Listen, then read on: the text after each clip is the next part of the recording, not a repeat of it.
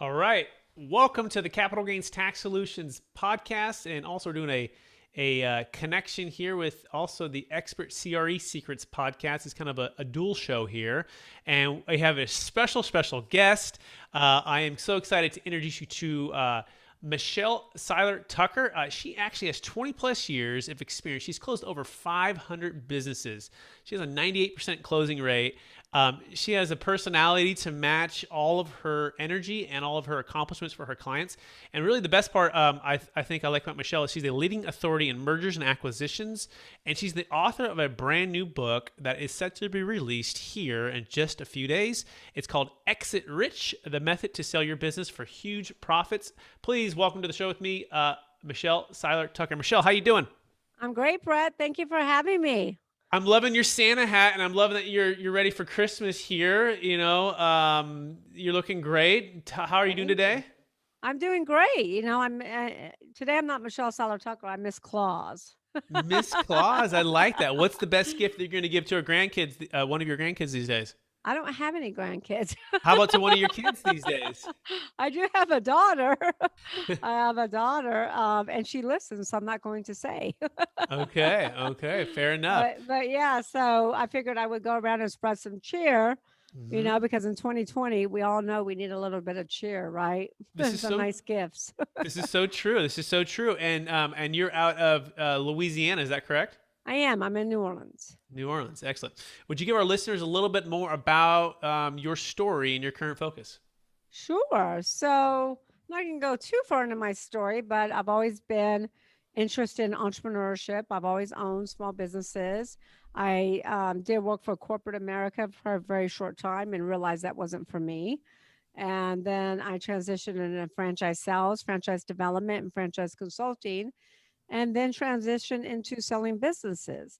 I learned very quickly that 8 out of 10 businesses, according to Steve Forbes, 8 out of 10 businesses will not sell, which is very true. So that's when I transitioned into fixing and growing companies so that they could be sold for the business owner's desired price tag. So you're sort of like the profit doctor when it comes to a business. You're going to get in there, you're going to help them not become one of those 8 of 10 not selling, and you're going to help them improve their operations and improve maybe their profits and then sell. Is that a fair summary? Right, right. So I do both. I mean, I really specialize in buying, selling, fixing, and growing businesses. So some business owners don't really have the time or the energy or the wherewithal to go through the process and grow the business. So it can be sold for maximum value. So they have to cash out.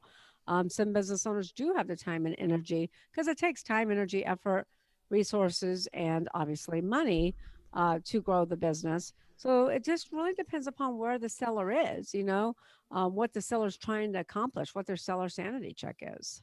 Beautiful. Before we go into the book now and some of those seller sanity check, because that sounds really interesting. I'm curious, Michelle, what was the biggest gift that you believe you were given? I think we're all given certain gifts, and these gifts are given to us to be a blessing to others. So, what was the biggest gift you believe you were given, maybe at a young age, that helps people today? Um, hmm. The biggest gift I was given at a young age to help people today. Um, I don't know. That's a hard one. I believe I've always had the gift of determination and perseverance. And if I want something, I'm going to make it happen no matter what. So Hmm. I think that's an invaluable gift. And people who know me always say, "Oh my gosh, she's so persistent, and she's like a little Rottweiler that will never let go." Hmm. Hmm. And she makes sure that she gets the deal done, or if she wants something and she wants it bad enough, she's going to make it happen. Hmm. Love that persistence and determination, which you need more and more today in today's 2020 environment, especially if you're a business owner who's considering selling or fixing up their business. So, what's the biggest challenge that you're seeing right now, given the changes in the environment, and maybe even the biggest opportunities for business owners to sell? Yeah, so I'm happy to talk about that, but I like to go back just a little bit right before the pandemic and kind of explain that the business landscape has already changed dramatically even before COVID. So when I wrote my first book in 2013, titled Sell Your Business for More Than It's Worth, and I did the research and learned that 85 to 95% of all startups, 1 to 5 years, would go out of business, right? That's common knowledge. You probably know that, Brett.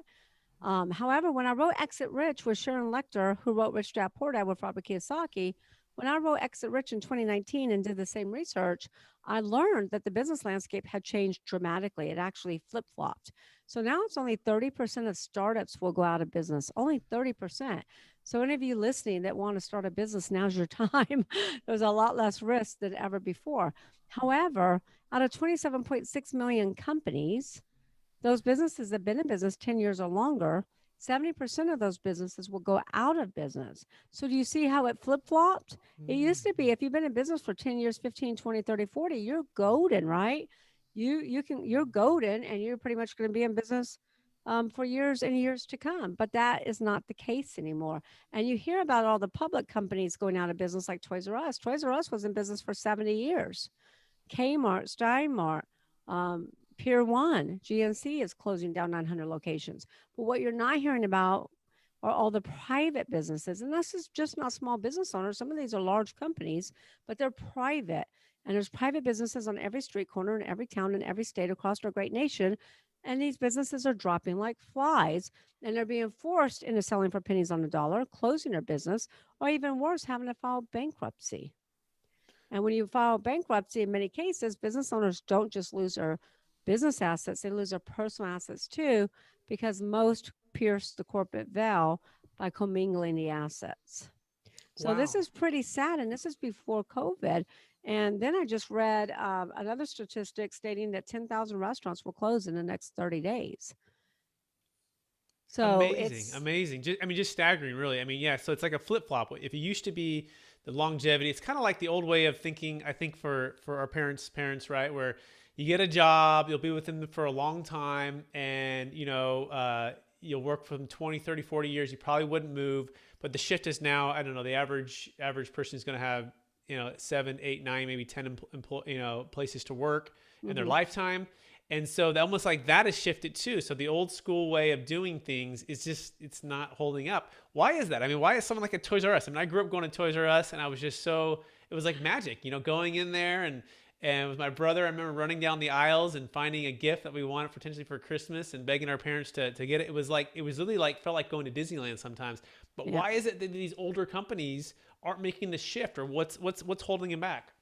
Yep. So I say the biggest issue and the biggest reason that these businesses are failing is due to what I call lack of aim. Aim is AIM, and aim is always innovate and market. And the reason why they're going out of business is because, like Toys R Us, for example, they didn't do anything different in 70 years. you know, they built their business based upon the grocery store concept that they're going to stack toys really, really high and just be a big toy store like a grocery store. Well, that was great back in the heyday, but then when you have Amazon come along and when you have all these other online retailers come along, Amazon really changed the way that consumers purchase products and services. Parents don't want to get in their car, fight the traffic, go to Toys R Us, try to find a salesperson that actually knows what they're doing, because most of them don't know anything about toys, and then try to get a gift. I mean, it's exhausting when you can just sit in your home, order whatever toys you want, read the reviews, and have it delivered within 2 days. So Amazon really has changed the way that consumers purchase products and services.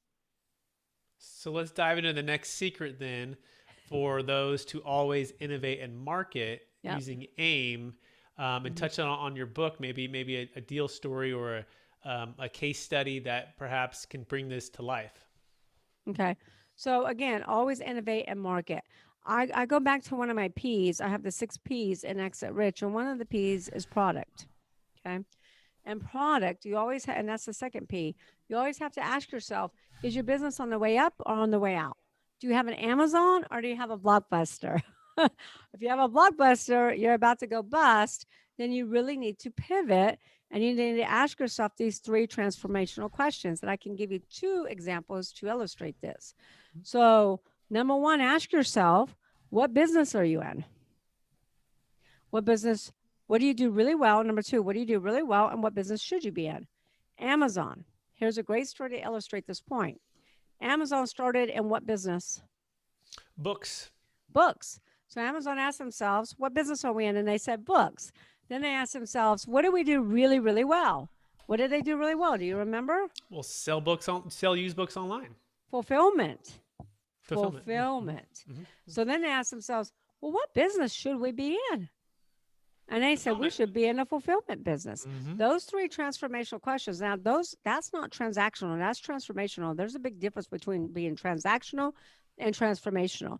And those three transformational questions took Amazon from a used retail bookseller to a multi-billion-dollar conglomerate, worldwide conglomerate that they are today. So here's another example to further illustrate that point. Have you ever seen the movie The Founder? Yes, McDonald's founder. Yes. The McDonald's founders. But you know what? The McDonald's started the McDonald's restaurant, the McDonald brothers, but they're not the ones who grew it into the multi-billion-dollar franchise, right? Ray Kroc did that. Mm-hmm. So Ray Kroc came in, talked them into franchising. Mm-hmm. Ray Kroc leveraged everything he had, took a mortgage out against his home, and was selling franchises. He went back to the bank because he was upside down. Franchisees were not compliant. They weren't paying. So he was trying to borrow more money. Now, of course, the banker said, well, all bankers say, I'm not going to lend you any money, because you're upside down, right? So Ray Kroc walks out of the bank. And do you remember there was a gentleman that was in a cubicle next to him, follows him out of the bank and says, hey, I'm sorry. I just happened to overhear your conversation, but I have a question for you. And he goes, what? And he goes, well, the gentleman asked Ray Kroc, what business are you in? And Ray says, I'm in the fast food restaurant business. He goes, no, that's not the business. What business are you really in? And Ray's like, I'm in the restaurant business. What are you talking about? Mm-hmm. And he goes, what business should you be in? And Ray goes, I have no idea what you're talking about. And the gentleman goes, you need to be in the real estate business. You need to be in the real estate business. So you should buy up all the ground, build the restaurants, lease them back to the franchise corporation, lease them back to the franchisee. Mm-hmm. And if the franchisee is not compliant, then you void their contract and lease it to another franchisee. And you own the real estate in a separate corporation. Well, those two questions is what really transformed Ray Kroc and McDonald's into what it is today, because he was about to lose everything with the McDonald's brothers. Plus, McDonald's is the largest real estate holding company in the world. Mm-hmm. Okay. So you really got to sometimes align yourself with an outside mentor, an outside expert, somebody who's been where you want to go, and help them, get them to help you, because sometimes when you're in your fog, it's foggy and it's really hard to read the label from the inside of the bottle. You need an outsider's perspective. So well said. Yeah, and so much truth to that, right? Because I feel like we all have different blinders on, right? Especially if we're just in the business so much, trying to make it profitable, managing employees, that if we don't have a coach outside of the business to help us break through some of the things that we're missing, Right. we tend to stagnate, right? So I personally hired a personal coach this year, masterminds, and I'm paying the coach a lot of money. And I'm like, oh, is this going to be worth it? I'm like, I know it's going to be worth it if I just follow what people have done, and it's Yeah. going to pay off. So speak to that, Michelle. What kind of coaching or thoughts about exiting rich are you helping to business owners to move forward and breaking the false beliefs they have in their minds? So what am I doing? Mm-hmm. You and for your clients perhaps that are in, or you are probably coaching them too, right? Maybe just walk through a little bit of both. Maybe your personal side, and then also for your clients. Sure. So I actually never had a mentor at all. People ask me, Michelle, if you could change one thing, what would you do? And I would say, get a mentor earlier. Mm-hmm. So I never really had a mentor, I would say, until probably 2012, 2013. And it really does change things. You just have to make sure you get the right mentor. You want to make sure you get somebody who's successful and somebody who's, if you want to build a $500 million company, get somebody who's built a $700 million company. Don't get somebody who built $1 million company, right? Get somebody who's already been there and has achieved what you're trying to accomplish. So for my clients, what I do for them is I, evaluate their business. I look at their business. I look to see if their business is running on all 6 Ps, all 6 cylinders, all 6 Ps. Because if you can get your business to literally run on all 6 cylinders, all 6 Ps, like we talk about in Exit Rich, you won't have a problem in your business. I can promise you that. It will be sustainable, scalable, and when you're ready, it will be sellable. So I walk my clients through, the GPS exit model, how you need to plan your exit from day one of starting or buying a business. I'll walk them through how to do that, how to build that. I walk them through the seller sanity check. What's the best time to sell and when should you sell and what's important to them. And then I walk them through really looking at each aspect of their business to make sure that their business is operating on six P's. And I will tell you, in the 20 years I've been doing this, thousands of transactions, very few companies operate on all six cylinders. Very few. Can we dive into the seller sanity check? I think that just sounds so fascinating. It's your dance, and I'm following, so we can dive into whatever you want to. Beautiful. So, would you help us dig into that a little bit Sure. more?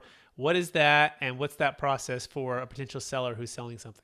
So a lot of sellers are on the fence, Brett. A lot of sellers like, oh, I want to sell. No, I don't want to sell. Yes, I want to sell. No, I don't want to sell. And many of them have unrealistic expectations. So they'll come to me and say, Michelle, I want to sell my business for $20 million. Great. Let's do evaluation. How did you come up with that number? Well, Michelle, that's what I need. I need $20 million to retire on, or I need $20 million to go buy an island, or I need $20 million to put, 6 girls through college and pay for their weddings.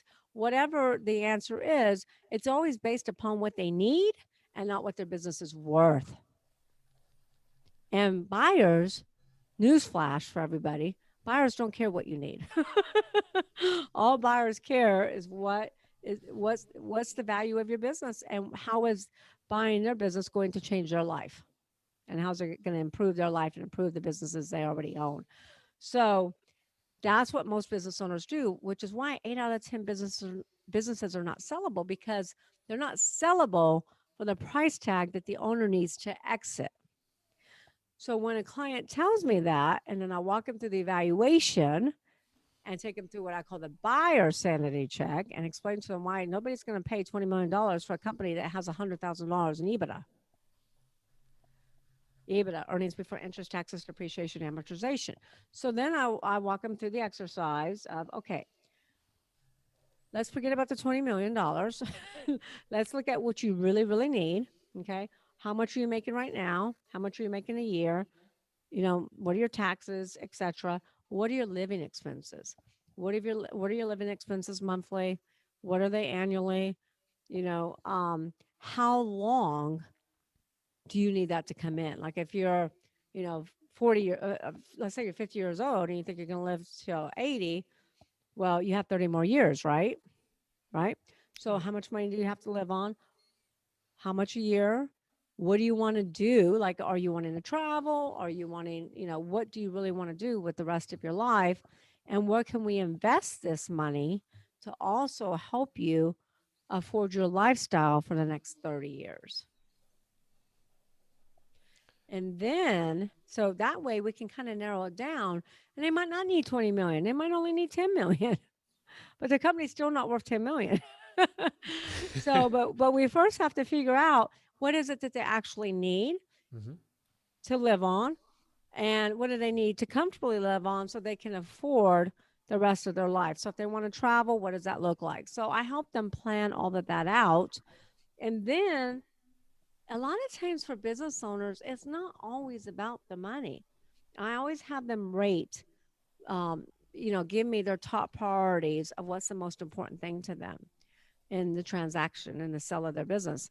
And a lot of them will say, making sure my clients are taken care of is number one, or making sure my employees are taken care of and they don't come in and get rid of my employees is number one, or making sure that my legacy grows on. They don't come in and change my company name and change the way I've been doing things. So a lot of times those three things are more important than the actual price. Also, I walk them through the process of, okay, if we get you $20 million and we pay taxes and all this other stuff, what do you walk away with? And because it's not about what we sell it for, the business for, it's about what the owner can walk away with. It's music to my ears. And then make sure they can afford their lifestyle. So that's really what the seller sanity check is, because we have to do, and here's the other part of the seller sanity check. Probably the most important part, other than the financial piece, is what are you going to do next? Yeah. Once I create this exit and help you exit rich, what's your beginning strategy? Mhm. What are you doing next? Because I can promise you, if they haven't figured out what they're doing next, then the sale will never happen. They will Mhm. find a way to self sabotage it. They always do. And Mhm. I can't even tell you how many times I've bought in LOIs, great LOIs, even above purchase price, favorable terms, and I've had sellers turn it down because they were not clear on what they're doing next. It's kind of like the empty nester syndrome when all the children leave their house. And then the parents look at each other and go, what are we going to do? you know? You know what quote comes to mind, Michelle? It's the quote is this: "Is where there is no vision, the people perish." You know, I want to shift that. Where there is no vision, the business deal falls apart, right? Or Right, the seller is not going to deal. They're not going to sell because right, you're right. Like it's scary, right? And you know, subconsciously too, if you haven't planned out this new chapter, this new phase of life, right. then it's you know you're everything about you is going to say no, just keep doing what you're doing because that's where your comfort. And is that a fair summary? Absolutely, because everybody says buyers have buyer's remorse. Well, I'm here to tell you, There's only one type of buyer that has buyer's remorse. There's five types of buyers. Only one of them actually has buyer's remorse, and that's first-time buyers. The rest of them don't because they don't make decisions based on emotion. They make decisions based on logic. Mm-hmm. Mm-hmm. So sellers have sellers' emotions. I'm sorry, not sellers' emotions, have sellers' remorse. I've seen sellers back out of the closing at the closing table because they have seller's remorse. So I really try to nip all that in the bud from the beginning and really help them again with their seller sanity check and plan a beginning their next beginning strategy before we can figure out their exit strategy because they're emotional about it. This is their baby. This is what they're comfortable with. This is all they know for the past, 10, 15, 20, 30, 40, 50 years. And when you take this away, it's really uncomfortable. So I try to get my clients to be comfortable with being uncomfortable. There's so much wisdom there, Michelle. Unbelievable. And if you're not buying the book for just that one piece of nugget there, the last 4 minutes of talking, you're doing yourself a disservice. So I highly encourage you to buy the book. That being said, Michelle, what's the next? I didn't want to cut you off. You want to finish that thought there? No, I think I did. Yeah, no, I think you did too. So by the way, hmm exitrich.com is where you can actually order this book and hmm it'd make a great gift for someone else. Anyone who's in the really, who's the book for, Michelle? Maybe that's also good to know for folks that are curious. Like, who is this for? Because some people are watching this are like, might be in real estate, they might be in business brokerage, they might be a financial advisor, Yeah. they might be an actual business owner. Walk us through who it's for. So I would say this book is for any entrepreneur or business owner that owns a business, not just for people who are thinking about selling. And here's the deal. It's not about selling. I mean, yes, the book is called Exit Rich because I'd rather see you exit rich than exit poor. But the book is about any business owner that wants to build a sustainable, scalable, and when you're ready, sellable business because most businesses are not sellable because they have not built a solid foundation.